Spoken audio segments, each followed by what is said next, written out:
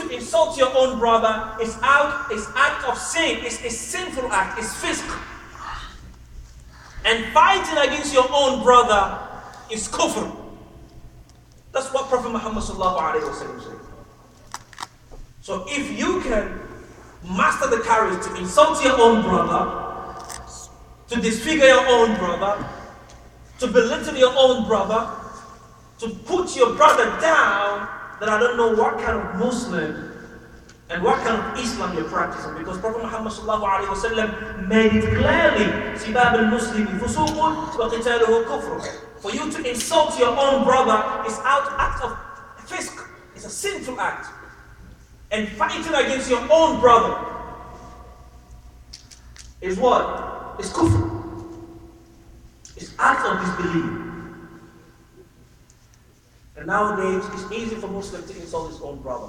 It's easy for Muslims to take knife to cut throat of his own brother. What kind of Islam are we propagating? The same question I ask myself, and I always want each and every one of us ask himself this question too. We leave the teaching of the Prophet Muhammad sallallahu alaihi wasallam. We turn against each other, castigating, scandalizing, judging, fighting, killing. Is that the religion?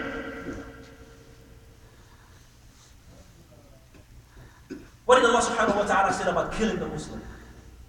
وَمَنْ قَتَلَ مُسْلِمًا وَمَنْ قَتَلَ مُؤْمِنًا مُتَعَمِّدًا فَجَزَاؤُهُ جَهَنَّمَ خَالِدًا فِيهَا وَغَضِبَ اللَّهُ عَلَيْهِ وَلَعَنَهُ وَأَعَدَّ لَهُ عَذَابًا أَلِيمًا. Anyone who killed a Muslim intentionally, not accidentally, because accident can happen, right? But if you kill your brother intentionally, Allah subhanahu wa ta'ala, Allah said your reward is hellfire, and you're gonna remain there. Abadan.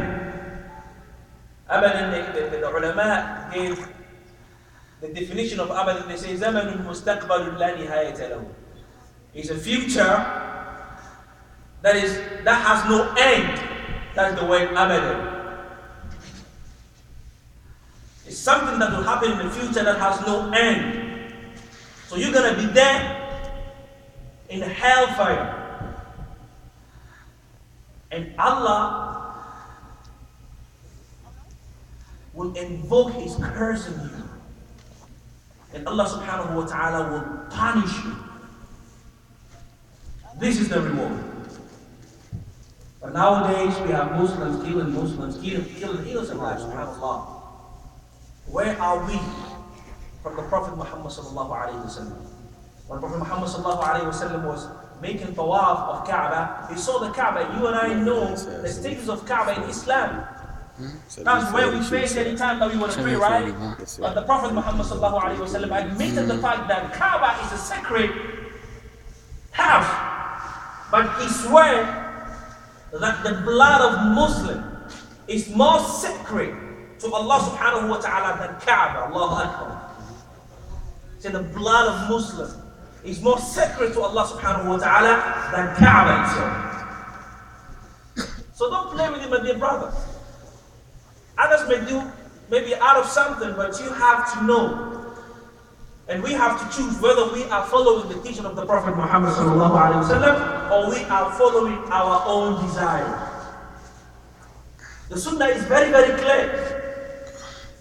And that's why the ulama say, تَرَكَنَا عَلَى مَحَجَّةٍ بَيْضَاءٍ لَيْلُهَا كَنَهَارِهَا لَا يَزِيغُ عَنْهَا إِلَّا هَالِكٌ. Prophet Muhammad sallallahu alayhi wa sallam, he left us on a very wide garment.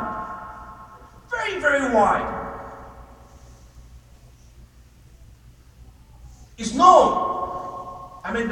Because of its brightness, they say that لَيْلُهَا كَنَهَارِهَا. Its night is like what?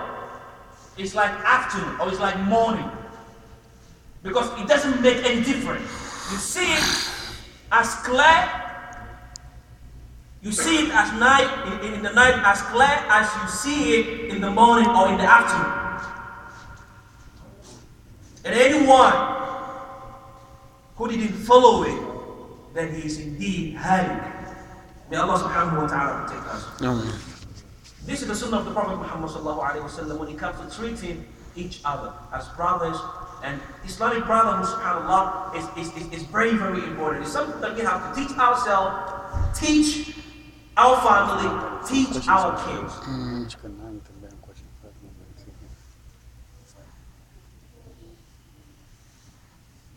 In the same surah,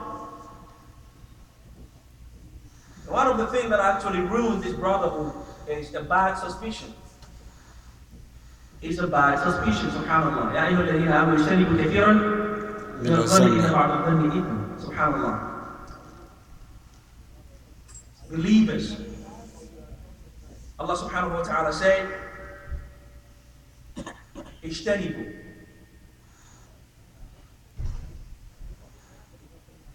كثيرا من الظن. What is done? That's suspicion, right? I mean, for you to suspect that your brother is doing something and you don't have any tangible evidence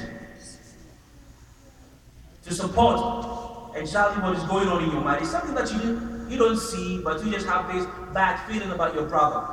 Allah subhanahu wa ta'ala said that no. اجتنبوا كثيرا من الظن. Try as much as possible to get away from suspicion.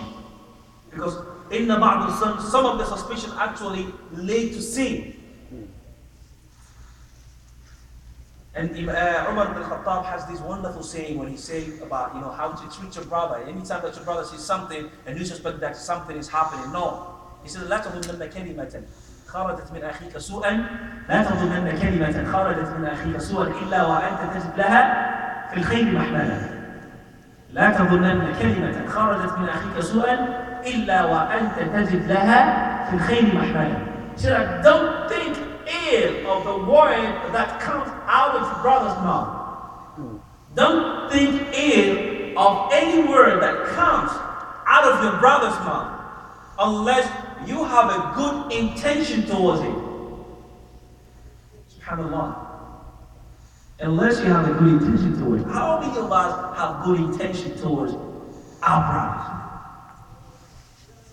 At times we allow Satan to overtake the spirit and the soul of our own brother. Why? Because we allow that to happen. Simply because we don't trust them. But the Muslim, most of the time, we don't say trust people, but at least you have to know your boundary, you have to know your limitation. Don't think like everybody is evil.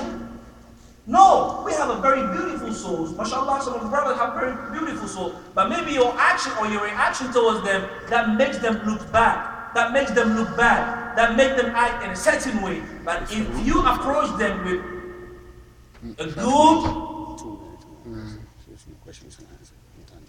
manners, I think you will see the beautiful or the beauty that they have in their heart. But most of the time, no. We allow the Satan to take precedent. So anytime that we see them, we start to act, subhanAllah, outwardly.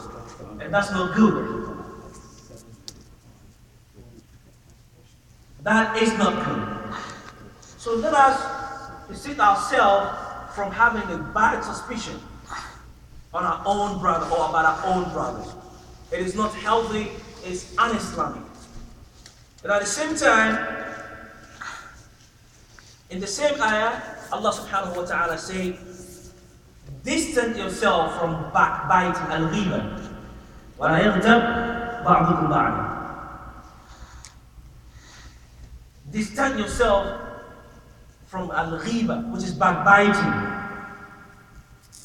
And this is one of the problems that we are facing too. It's easy for brother to talk about his own brother. It's very easy for sisters to talk about their own sister in her absence. And Allah subhanahu wa ta'ala, see the analogy that Allah subhanahu wa ta'ala made here. أَيُحِبُّ أَحَدُكُمْ أَنْ يَأْكُلَ لَحْمَ أَخِيهِ مَيْتًا فَكَرِهْتُمُوهُ. I mean, who can eat the flesh of a dead person? No, none of us can do that. So if you can eat the flesh of your dead brother, then you have to stop talking about your brother. If you can eat his flesh, then while he's dead, then it's better for you to stop talking about him. Because anytime you talk about him, it's like you are eating his flesh. May Allah subhanahu. I have 5 more minutes.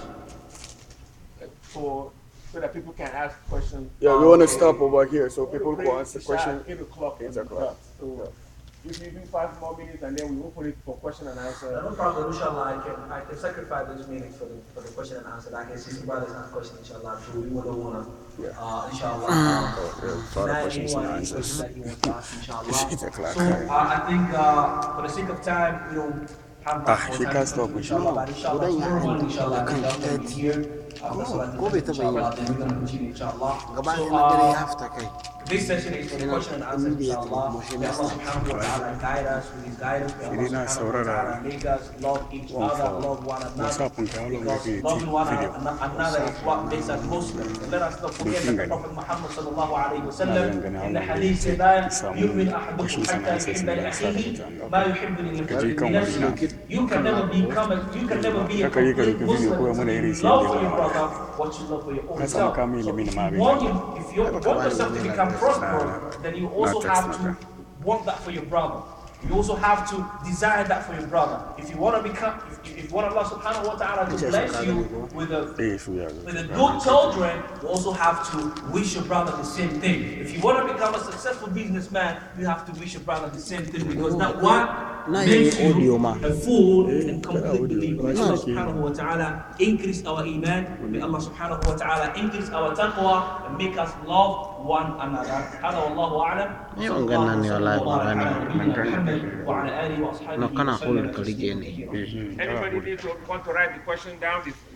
There's a paper here. If you want to write it down. If you cannot ask, you can write it down so we could give it to him. But if you want to do straight and ask that. Okay, please, question and answer now. Please, you can ask your